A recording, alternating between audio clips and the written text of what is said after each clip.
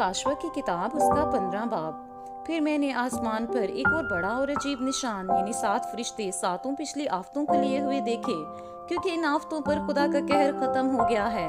फिर मैंने शीशा का सा एक समंदर देखा जिसमें आग मिली हुई थी, और जो उस हैवान और उसके बुत और उसके नाम के अदद पर गालिब आए थे उनको उस शीशा के समंदर के पास खुदा की बरबतें लिए खड़े हुए देखा। और वो खुदा के बंदा मूसा का गीत और बरा का गीत गा गा कर कहते थे, ए खुदावन खुदा कादर मुतलिक, तेरे काम बड़े और अजीब हैं। ए असली बादशाह, तेरी राहें रास्त और दुरुस्त हैं। ए खुदावन, कौन तुझसे ना डरेगा और कौन तेरे नाम की तमजीद ना करेगा, क्योंकि सिर्फ तू ही कदूस है और सब कौमें आकर तेरे सामने सजदा करेंगी, क्योंकि तेरे इंसाफ के काम जाहिर हो गए हैं।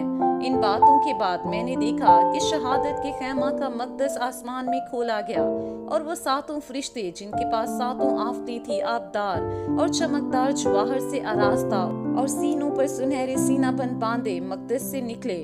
और उन चारों जानदारों में से एक ने 7 सोने के प्याले अब्दुल्लाबाद जिंदा रहने वाले खुदा के कहर से भरे हुए उन सातों फरिश्तों को दिए, और खुदा के जलाल और उसकी कुदरत के सबब से मकदस धुएं से भर गया।